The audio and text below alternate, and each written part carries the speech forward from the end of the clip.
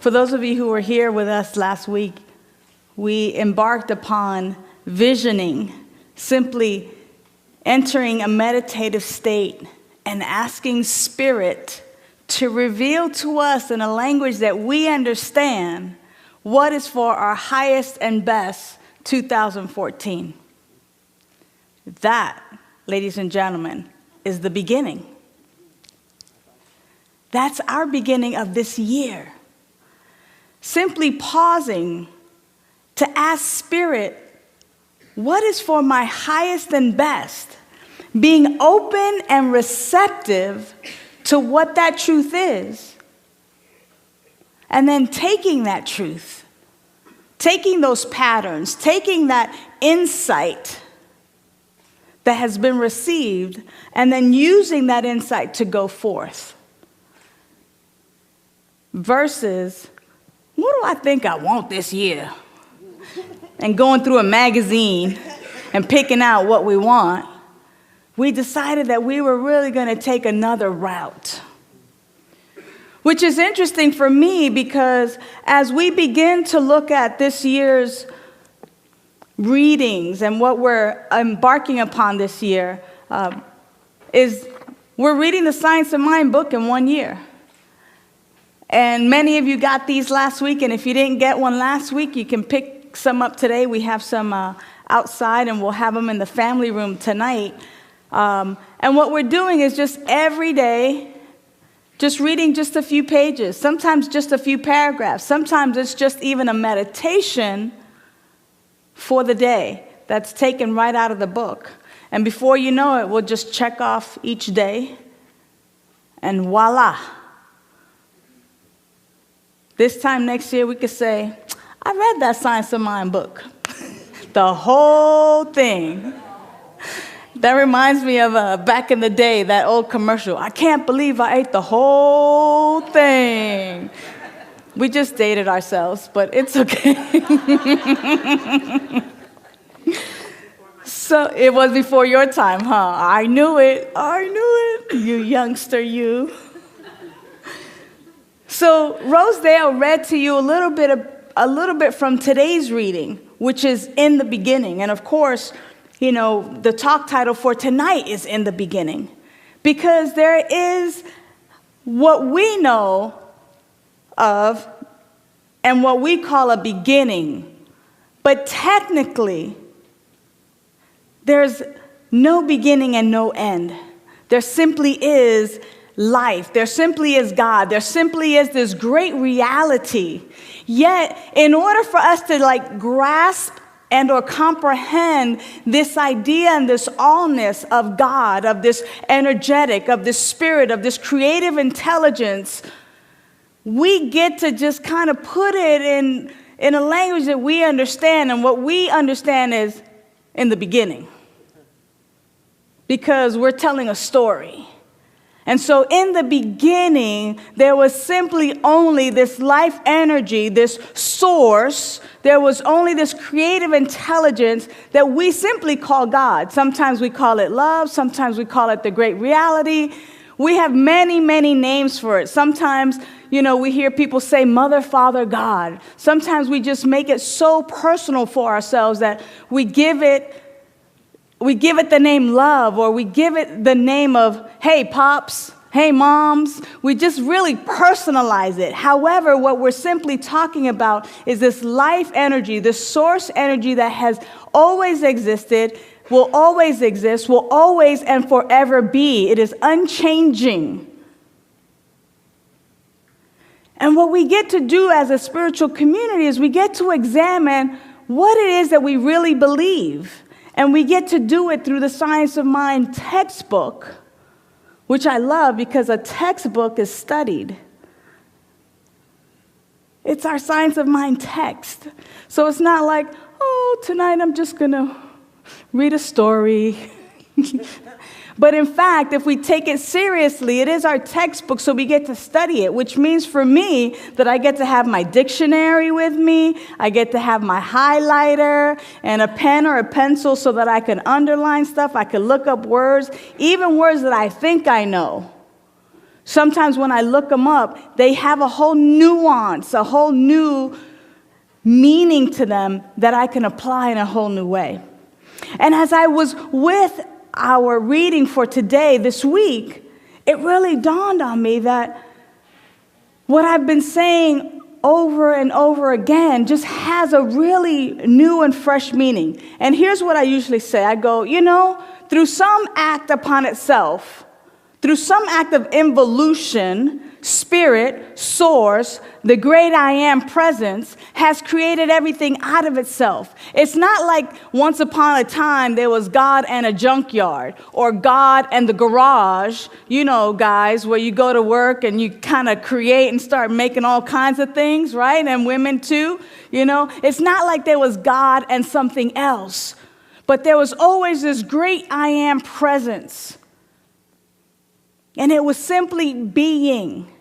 But it wanted to express and begin to know itself. And through some act of involution, it has created everything. And the key for us as spiritual people, when we really take a look at what it is that we believe, why this key is so important and why I'm so happy that out of everything that we've read this week so far, that this falls on tonight, I think is no coincidence, because so many times it's easy for us to believe that we are separate from the life that God is. And if we simply ever, maybe even all year long, if all we ever studied and anchored and really drove in to our consciousness, if all we ever did was just really repeat and recognize and know for ourselves that God created everything out of itself, therefore our life is the life of God, period. We could stop right there. We could have all the success that we've ever dreamed of. We could fully live. We can be free of all discord, which is what Ernest Holmes talks about, is our goal, to be free of all discord. If all we ever really, really took in, and I love this because in sign language, this is learn. Do that with me.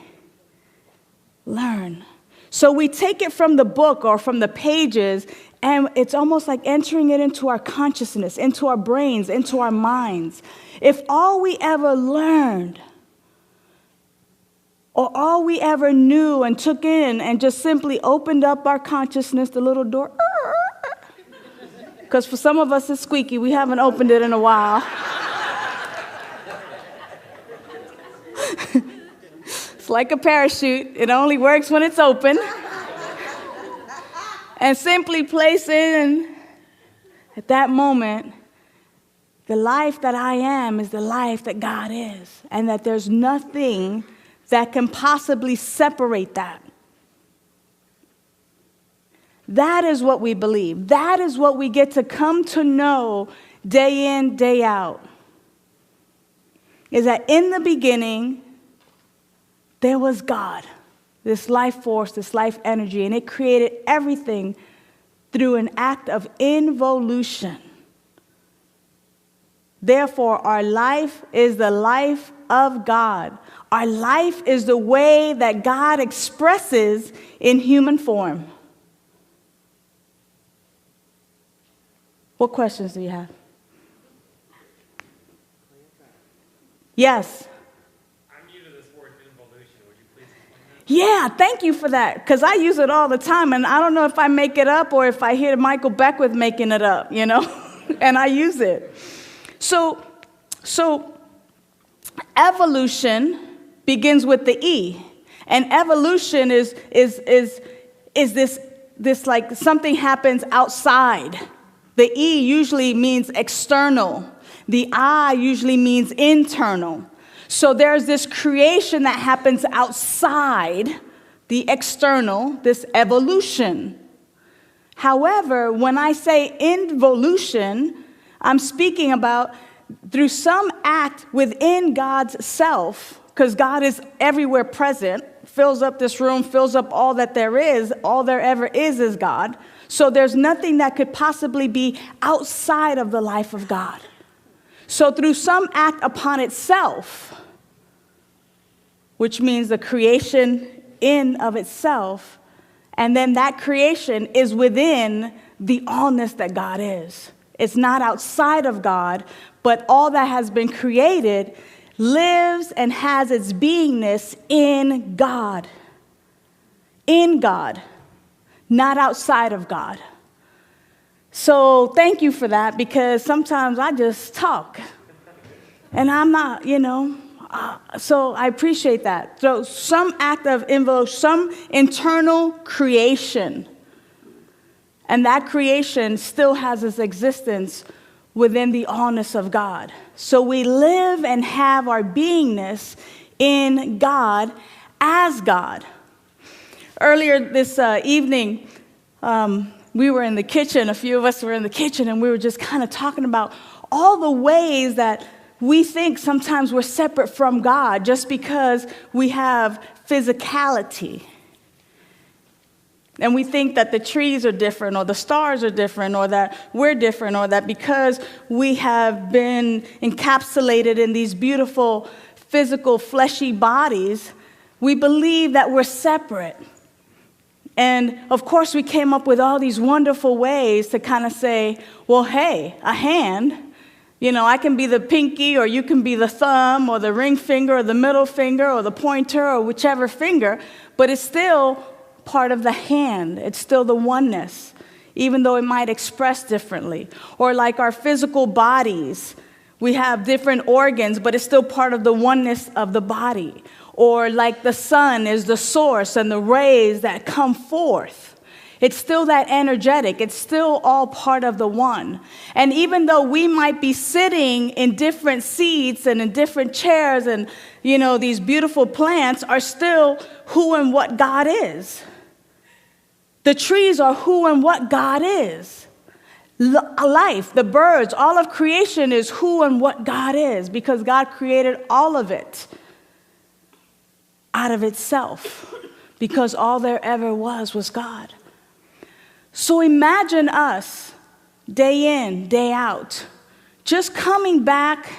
It reminds me of the song by Ricky Byers-Beckwith, Go Back to the Beginning.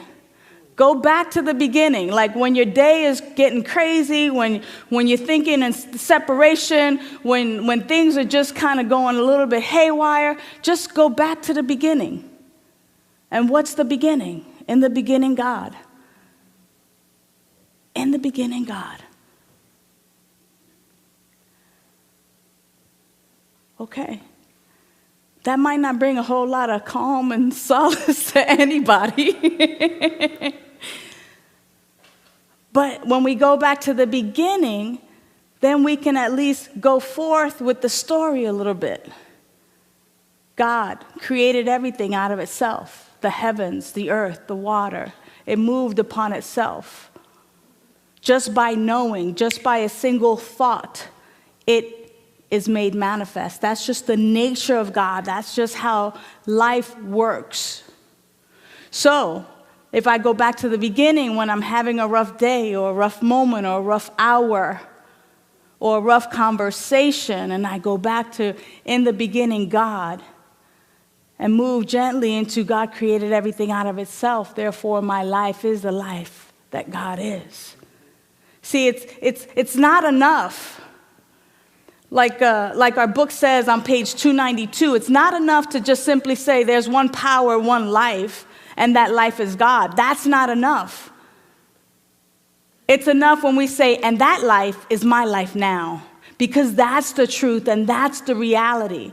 Is that we cannot leave ourselves out of the equation, otherwise we're leaving God out of the equation itself, because God is who and what we are. We are the way God expresses itself in human form. So that which is the truth of God is the truth of us. So what are some of the qualities that you equate with God? Call some out for me. Love, passion, peace, kindness, abundance, forgiveness, joy, tolerance, inclusion. Everything that we equate with God, a loving, powerful God, that is the truth of who we are. You know the saying, the fruit don't fall far from the tree. You have a tree, and it's abundant, and it's just hanging low with fruit, and when the fruit's ready to go, it doesn't fly way over there. It just drops. Boop. Boop.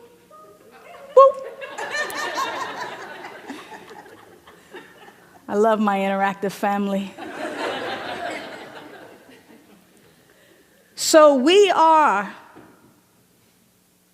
that which God is. So the love, the abundance, the wholeness, the peace, the joy that God is, we are.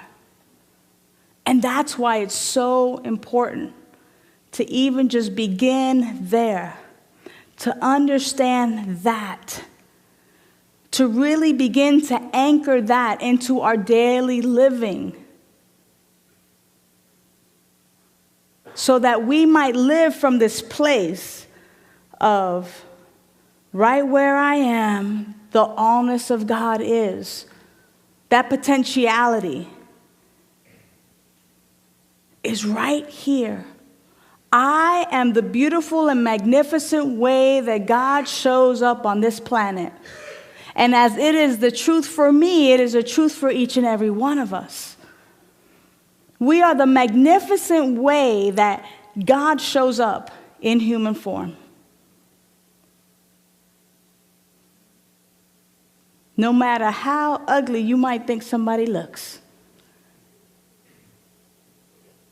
no matter how you might judge yourself, no matter how you might judge others, no matter how you might listen to somebody cut somebody else down, or you may do that yourself, no matter what,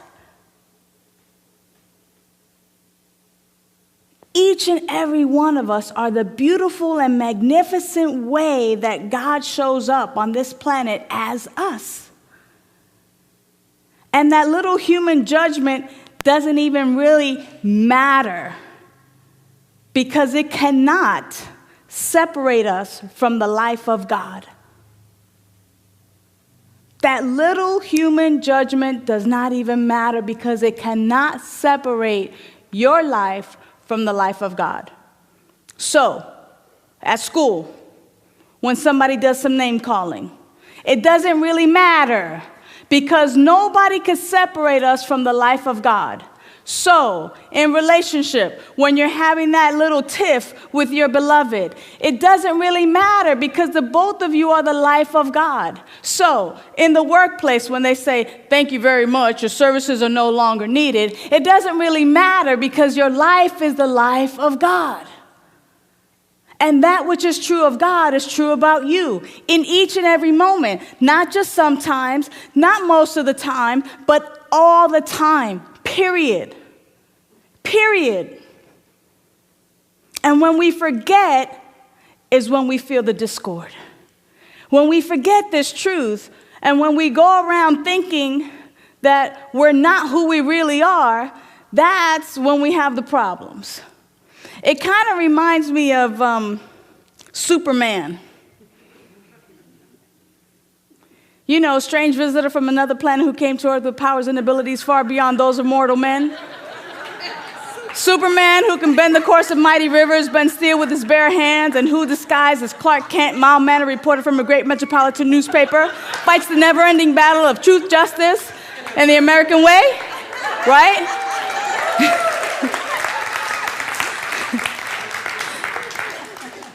We're kind of like that in the sense, when we forget who we really are, we forget that we're super God, that we are God. And we're over here kind of disguising ourselves as Clark Kent, mild-mannered reporter. You know, how is it that we play small? How is it that it's just, oh, I'm just a little sunshine, just living in Long Beach? No, are you kidding me? When you see me, you see God. When you see me, you see abundance. When you see me, you see joy. When we begin to really adopt and adapt that manner of thinking and that way of being, we don't need a phone booth or a closet to rip off and be like, here I am to save the day. No, we can always allow our God self to shine. And we can really live from that place. And that place, beloveds, is not necessarily a place of conceit, being conceited, or being boastful. It's just simply being in that place of I know who I am and I know who you are, because we're one. We're not the same, but we're one.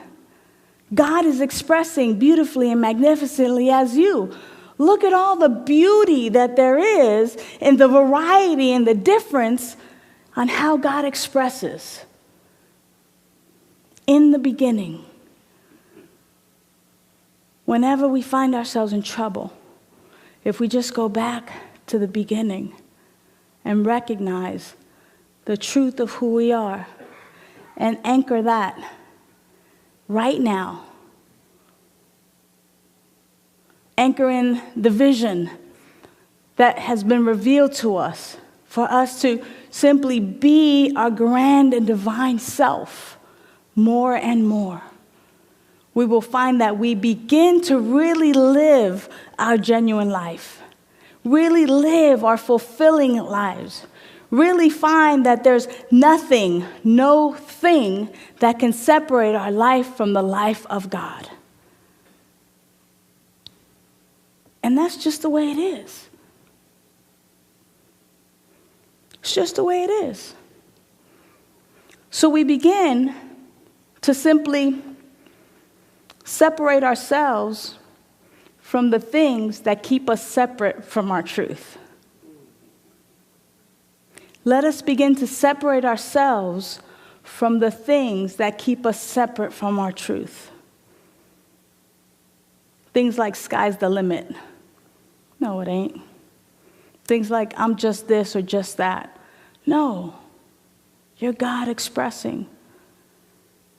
Things like, oh, it's impossible. That's not the truth. There's an infinite possibility, and you have access to that. You have access to the one mind because it is who and what we are. And we can use it at any time for good. So begin to separate. If you have to do any separation, okay? If you just have to separate yourself from anything, separate yourself from the things, the thoughts, the ideas that separate you from the truth of who you are. All right? You like that, huh, Sunny Day? Let's take that into our quiet time right now. So the invitation is to simply clear your laps if you have anything in your laps.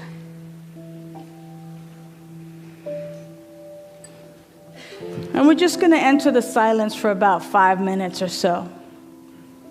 And what we're taking into the silence is this idea and this truth that God is all there is. God is all there is. God is all there is. And God has created everything out of itself. Therefore, our life, my life, is the life of God. And that which is true of God is my truth now, in this human form. And so now I simply allow myself to be separated from the things that separate me from this truth. And I simply anchor this truth right where I am, the allness of God is. And we allow ourselves to go within.